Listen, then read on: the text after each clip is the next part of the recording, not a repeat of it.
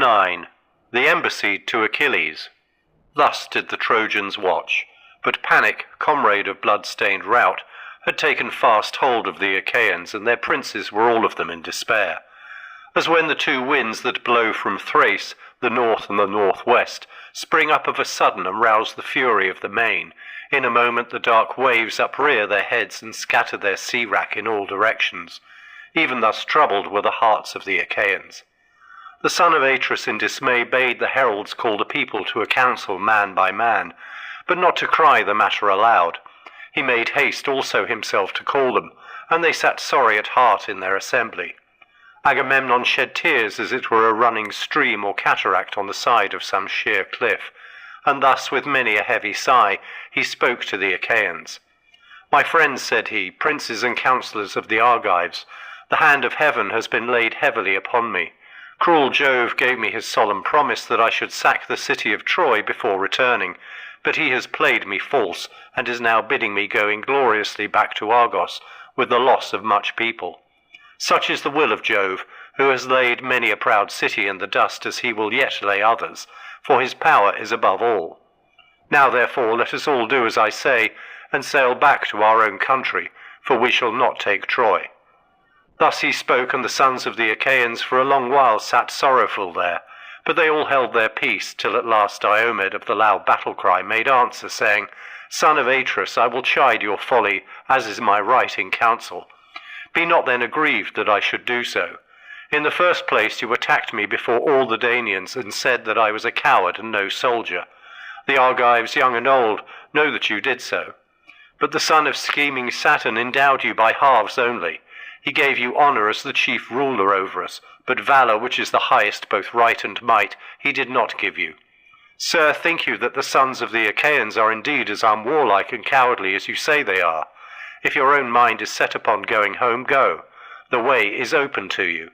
The many ships that followed you from Mycenae stand ranged upon the seashore, but the rest of us stay here till we have sacked Troy. Nay, though these two should turn homeward with their ships, Sthenelus and myself will still fight on till we reach the goal of Iliad, for heaven was with us when we came." The sons of the Achaeans shouted applause at the words of Diomed, and presently Nestor rose to speak. "Son of Tydeus," said he, "in war your prowess is beyond question, and in counsel you excel all who are of your own years. No one of the Achaeans can make light of what you say, nor gainsay it, but you have not yet come to the end of the whole matter. You are still young. You might be the youngest of my own children. Still you have spoken wisely, and have counselled the chief of the Achaeans not without discretion. Nevertheless I am older than you, and I will tell you everything. Therefore let no man, not even King Agamemnon, disregard my saying, for he that foments civil discord is a clanless, hearthless outlaw. Now, however, let us obey the behests of night and get our suppers, but let the sentinels every man of them camp by the trench that is without the wall. I am giving these instructions to the young men. When they have been attended to, do you, son of Atreus, give your orders, for you are the most royal among us all. Prepare a feast for your counsellors. It is right and reasonable that you should do so. There is abundance of wine in your tents, which the ships of the Achaeans bring from Thrace daily. You have everything at your disposal wherewith to entertain guests, and you have many subjects. When many are got together, you can be guided by him whose counsel is wisest, and sorely do we need shrewd and prudent counsel, for the foe has lit his watchfires hard by our ships. Who can be other than dismayed? This night will either be the ruin of our host or save it." Thus did he speak, and they did even as he had said. The sentinels went out in their armour under command of Nestor's son, Thrasymedes, a captain of the host, and of the bold warriors, Ascalaphus and Ialmenus. There were also Meriones, Aphareus, and Deipyrus, and the son of Creon, noble Lycomedes. There were 7 captains of the sentinels, and with each there went 100 youths armed with long spears. They took their places midway between the trench and the wall, and when they had done so they lit their fires and got every man his supper. The son of Atreus then bade many counsellors of the Achaeans to his quarters, and prepared a great feast in their honour. They laid their hands on the good things that were before them, and as soon as they had enough to eat and drink, old Nestor, whose counsel was ever truest, was the first to lay his mind before them. He therefore with all sincerity and good will address them thus: With yourself, most noble son of Atreus, king of men, Agamemnon, will I both begin my speech and end it, for you are king over much people. Jove, moreover, has vouchsafed you to wield the sceptre and to uphold righteousness, that you may take thought for your people under you. Therefore it behooves you, above all others, both to speak and to give ear, and to out the counsel of another who shall have been minded to speak wisely. All turns on you and on your commands. Therefore I will say what I think will be best. No man will be of a truer mind than that which has been mine from the hour when you, sir, angered Achilles, by taking the girl Briseis from his tent against my judgment. I urged you not to do so, but you yielded to your own pride, and dishonoured a hero whom heaven itself had honoured, for you still hold the prize that had been awarded to him. Now, however, let us think how we may appease him, both with presents and fair speeches, that may conciliate him. And King Agamemnon answered, Sir, you have reproved my folly justly. I was wrong, I own it. One whom heaven befriends is in himself a host, and Jove has shown that he befriends this man by destroying much people of the Achaeans. I was blinded with passion, and yielded to my worser mind. Therefore I will make amends, and will give him great gifts by way of atonement. I will tell them in the presence of you all. I will give him 7 tripods that have never yet been on the fire, and 10 talents of gold. I will give him 20 iron cauldrons, and 12 strong horses that have won races and carried off prizes.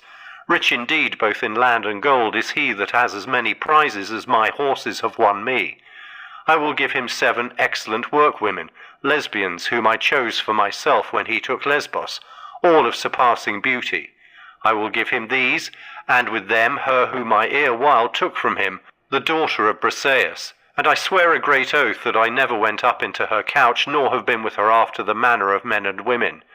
All these things will I give him now, and if hereafter the gods vouchsafe me to sack the city of Priam, let him come when we Achaeans are dividing the spoil, and load his ship with gold and bronze to his liking. Furthermore, let him take 20 Trojan women, the loveliest after Helen herself. Then when we reach Achaean Argos, wealthiest of all lands, he shall be my son-in-law, and I will show him like honour with my own dear son Orestes, who is being nurtured in all abundance. I have 3 daughters, Chrysothemis, Laodice, and Iphianassa. Let him take the one of his choice freely and without gifts of wooing to the house of Peleus. I will add such dower to boot as no man ever yet gave his daughter, and will give him 7 well-established cities, Cardamili, Ennaope, and Hire, where there is grass, Holy Phaerae, and the rich meadows of Anthea, Epea also, and the vine-clad slopes of Pedasus, all near the sea, and on the borders of sandy Pylos. The men that dwell there are rich in cattle and sheep. They will honour him with gifts as though he were a god, and be obedient to his comfortable ordinances. All this will I do if he will now forego his anger. Let him then yield. It is only Hades who is utterly ruthless and unyielding, and hence he is of all gods the one most hateful to mankind.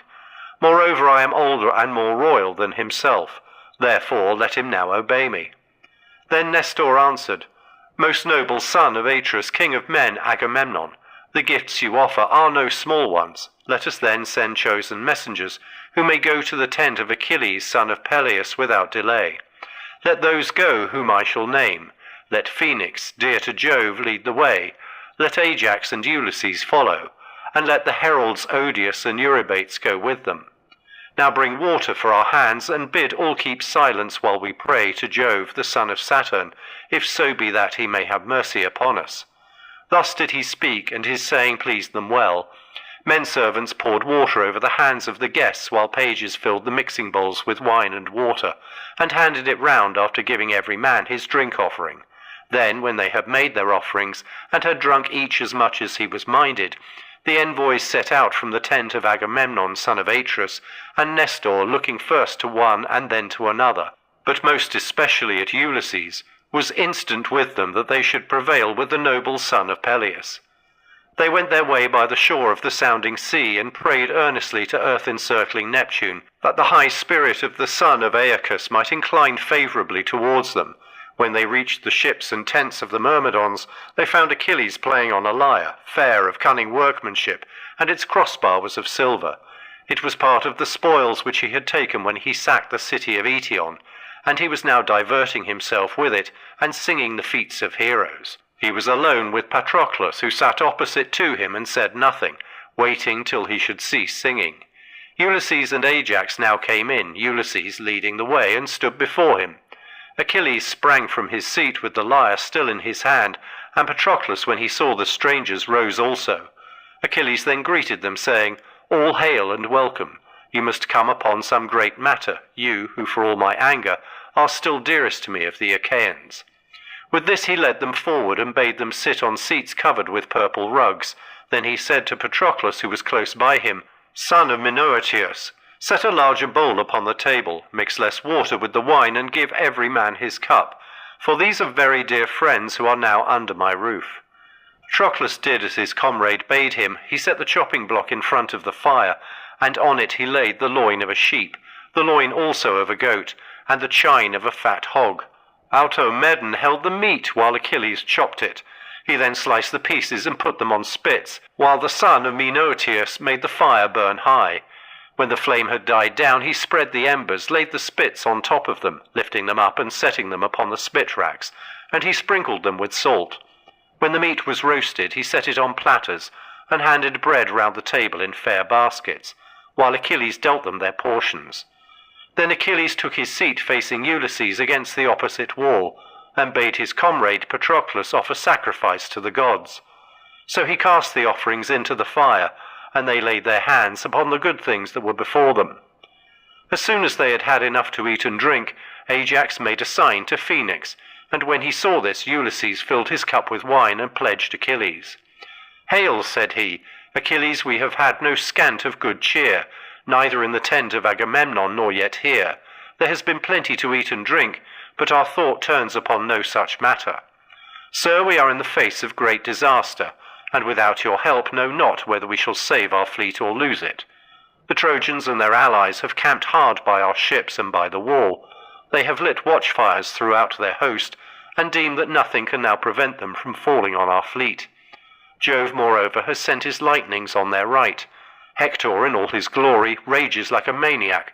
Confident that Jove is with him, he fears neither god nor man, but is gone raving mad, and prays for the approach of day. He vows that he will hew the high sterns of our ships in pieces, set fire to their hulls, and make havoc of the Achaeans while they are dazed and smothered in smoke. I much fear that heaven will make good his boasting, and it will prove our lot to perish at Troy, far from our home in Argos. Up then, and late though it be, save the sons of the Achaeans who faint before the fury of the Trojans. You will repent bitterly hereafter if you do not, for when the harm is done there will be no curing it. Consider ere it be too late, and save the Danaans from destruction. My good friend, when your father Peleus sent you from Phthia to Agamemnon, did he not charge you, saying, Son, Minerva and Juno will make you strong if they choose, but check your high temper, for the better part is in good will. Eschew vain quarrelling, and the Achaeans old and young will respect you more for doing so. These were his words, but you have forgotten them. Even now, however, be appeased and put away your anger from you. Agamemnon will make you great amends if you will forgive him. Listen, and I will tell you what he has said in his tent that he will give you. He will give you 7 tripods that have never yet been on the fire, and 10 talents of gold, 20 iron cauldrons, and 12 strong horses that have won races and carried off prizes. Rich indeed both in land and gold is he who has as many prizes as these horses have won for Agamemnon.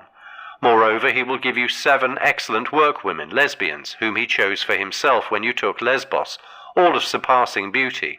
He will give you these, and with them her whom he erewhile took from you, the daughter of Briseis, and he will swear a great oath. He has never gone up into her couch, nor been with her after the manner of men and women. All these things will he give you now down, and if hereafter the gods vouchsafe him to sack the city of Priam, you can come when we Achaeans are dividing the spoil, and load your ship with gold and bronze to your liking. You can take 20 Trojan women, the loveliest after Helen herself. Then, when we reach Achaean Argos, wealthiest of all lands, you shall be his son-in-law, and he will show you like honour, with his own dear son Orestes, who is being nurtured in all abundance. Agamemnon has 3 daughters, Chrysothemis, Laodice, and Iphianassa. You may take the one of your choice freely and without gifts of wooing to the house of Peleus.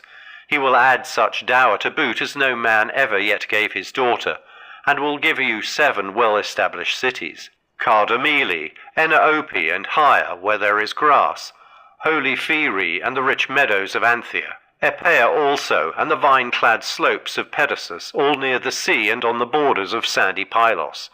The men that dwell there are rich in cattle and sheep. They will honour you with gifts as though were a god, and be obedient to your comfortable ordinances. All this will he do if you will now forego your anger. Moreover, though you hate both him and his gifts with all your heart, yet pity the rest of the Achaeans who are being harassed in all their host. They will honour you as a god, and you will earn great glory at their hands. You might even kill Hector. He will come within your reach, for he is infatuated, and declares that not a Danaan whom the ships have brought can hold his own against him. Achilles answered, Ulysses, noble son of Laertes, I should give you formal notice plainly and in all fixity of purpose, that there be no more of this cajoling, from whatsoever quarter it may come.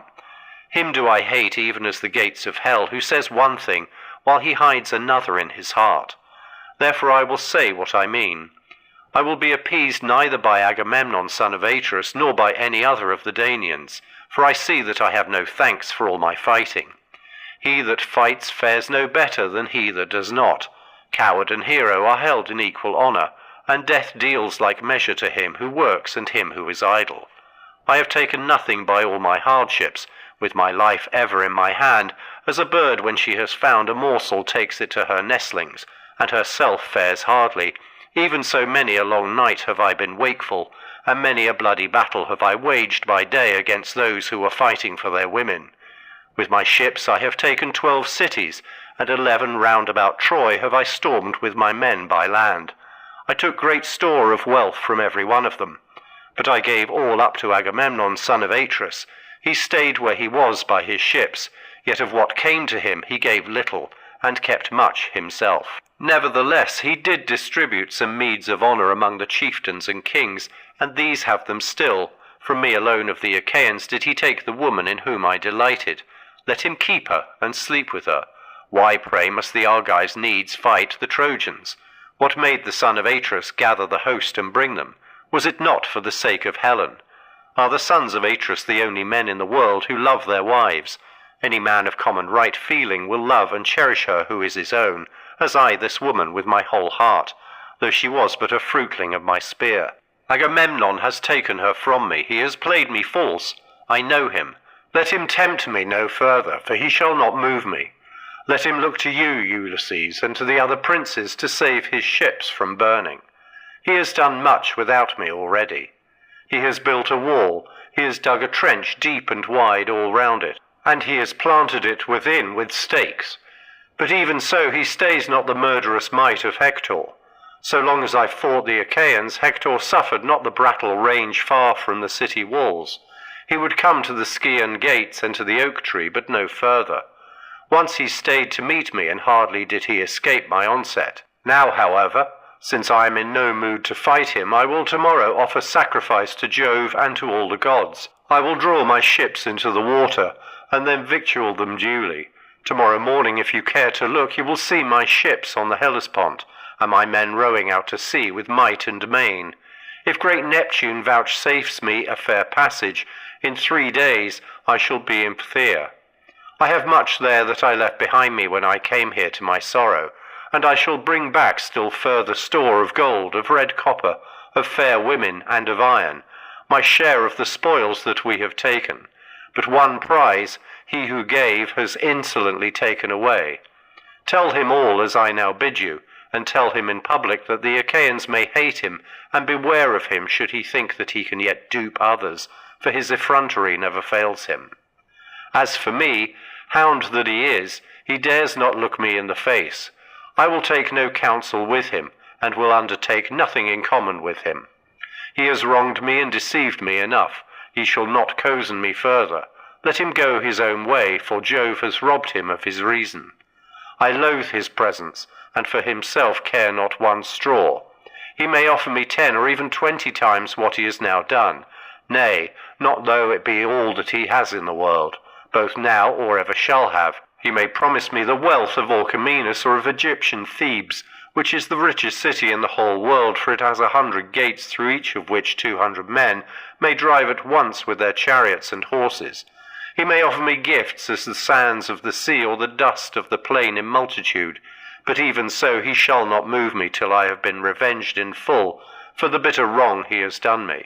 I will not marry his daughter. She may be fair as Venus and skilful as Minerva, but I will have none of her. Let another take her, who may be a good match for her, and who rules a larger kingdom. If the gods spare me to return home, Peleus will find me a wife. There are Achaean women in Hellas and Phthia, daughters of kings that have cities under them. Of these I can take whom I will, and marry her. Many a time was I minded, when at home in Phthia, to woo and wed a woman who would make me a suitable wife, and to enjoy the riches of my old father Peleus.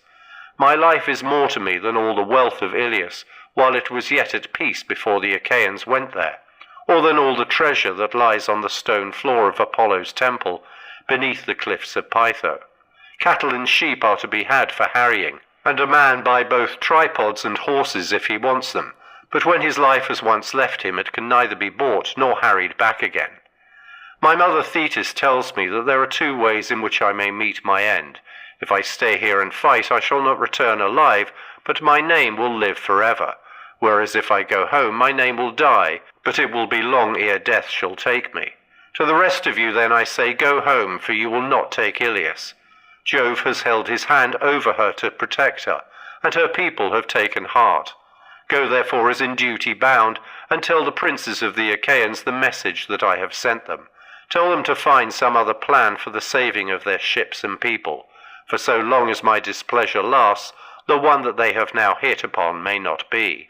As for Phoenix, let him sleep here, that he may sail with me in the morning, if he so will, but I will not take him by force.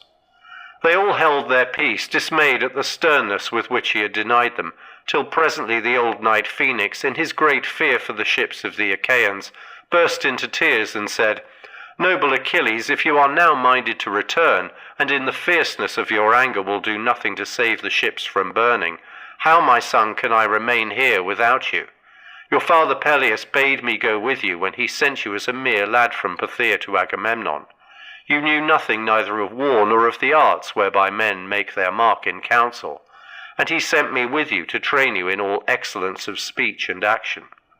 Therefore, my son, I will not stay here without you. No, not though heaven itself vouchsafe to strip my years from off me, and make me young as I was when I first left Hellas, the land of fair women. I was then flying the anger of Father Amintor, son of Ormenus, who was furious with me in the matter of his concubine, of whom he was enamoured, to the wronging of his wife, my mother.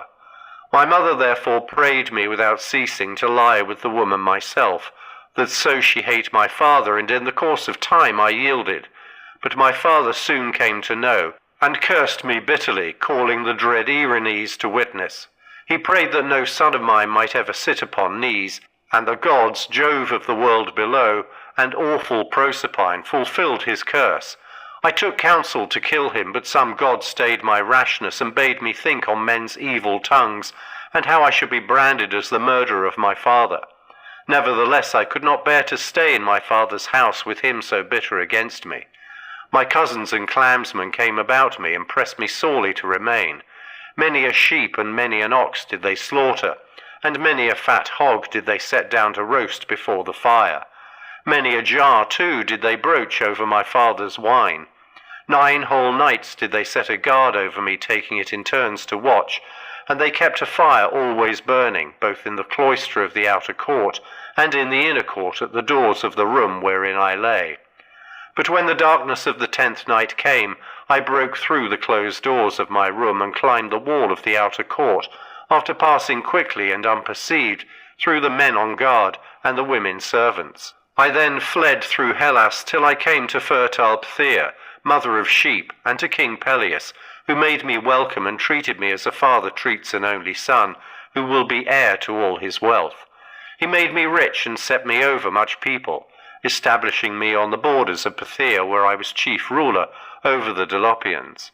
It was I, Achilles, who had the making of you. I loved you with all my heart. For you would eat neither at home nor when you had gone out elsewhere, till I had first set you upon my knees, cut up the dainty morsel that you were to eat, and held the wine-cup to your lips.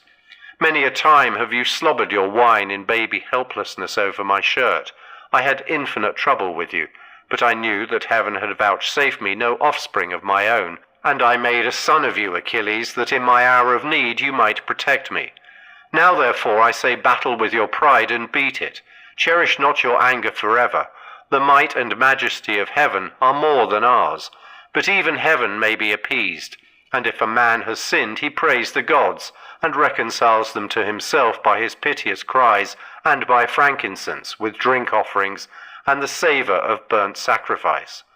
For prayers are as daughters to great Jove, halt wrinkled with eyes askance. They follow in the footsteps of sin, who being fierce and fleet of foot, leaves them far behind him, and ever baneful to mankind outstrips them even to the ends of the world. But nevertheless the prayers come hobbling and healing after. If a man has pity upon these daughters of Jove when they draw near him, they will bless him and hear him too when he is praying. But if he deny them and will not listen to them, they go to Jove the son of Saturn and pray that he may presently fall into sin, to his ruing bitterly hereafter. Therefore, Achilles, give these daughters of Jove due reverence, and bow before them as all good men will bow. Were not the son of Atreus offering you gifts and promising others later, if he was still furious and implacable, I am not he that would bid you throw off your anger and help the Achaeans, no matter how great their need. But he is giving much now, and more hereafter. He has sent his captains to urge his suit, and has chosen those who of all the Argives are most acceptable to you. Make not then their words and their coming to be of none effect. Your anger has been righteous so far. We have heard in song how heroes of old time quarrelled when they were roused to fury, but still they could be won by gifts, and fair words could soothe them. I have an old story in my mind, a very old one, but you are all friends, and I will tell it. The Curetes and the Aetolians were fighting and killing one another round Calydon, the Aetolians defending the city, and the Curetes trying to destroy it. For Diana of the Golden Throne was angry and did them hurt, because Oeneus had not offered her his harvest first fruits. The other gods had all been feasted with hecatombs, but to the daughter of great Jove alone he had made no sacrifice.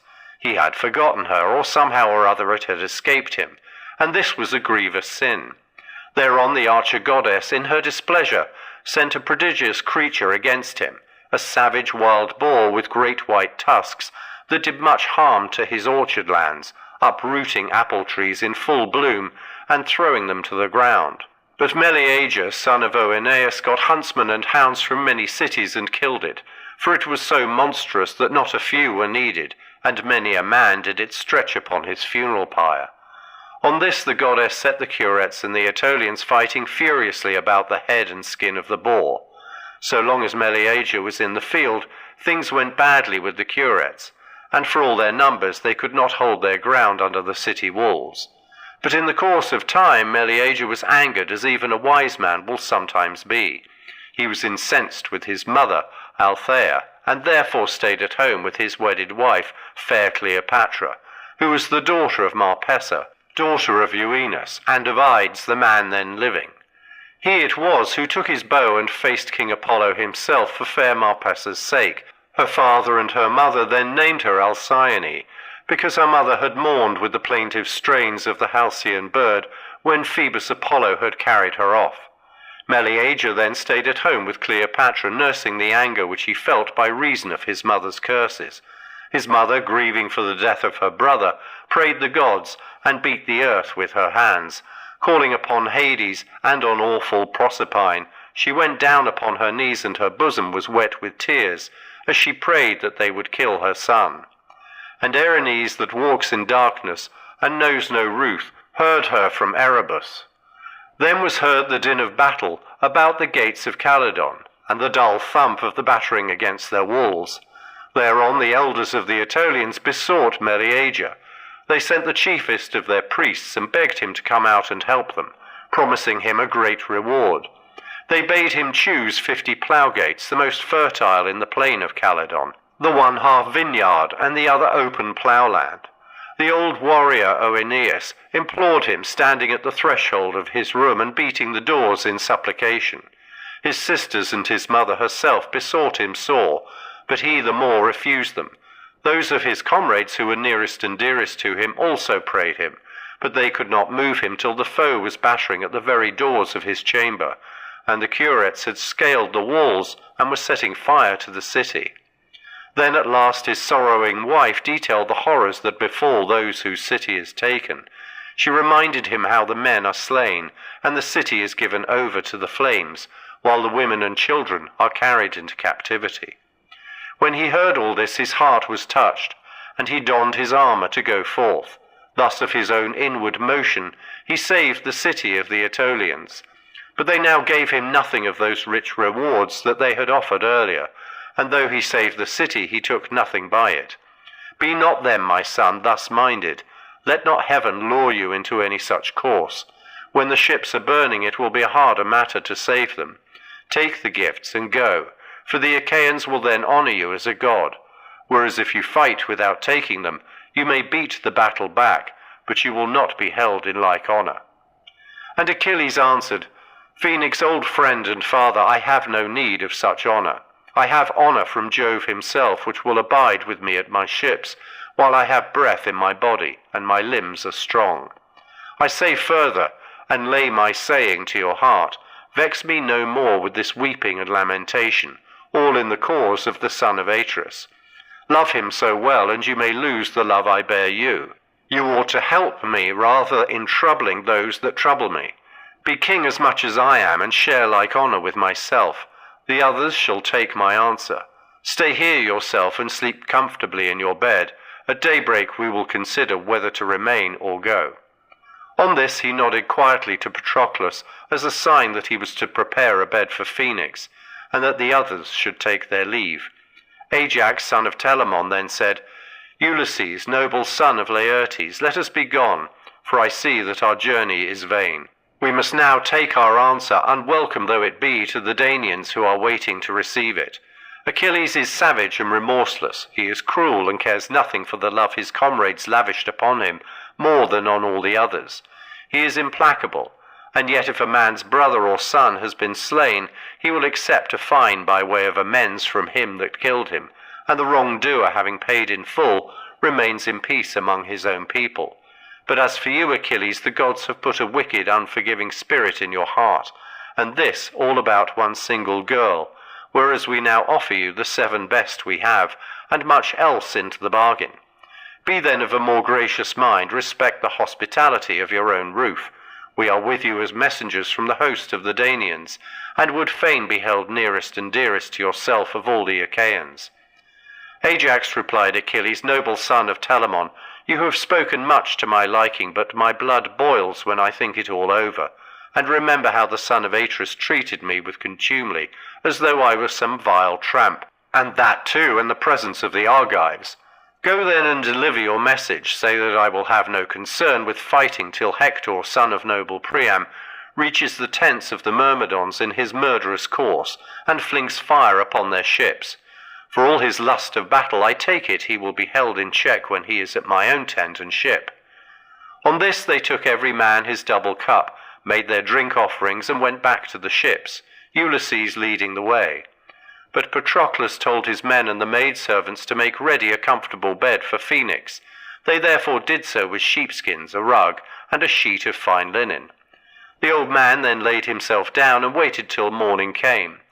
But Achilles slept in an inner room, and beside him the daughter of Phorbas, lovely Diomede, whom he had carried off from Lesbos.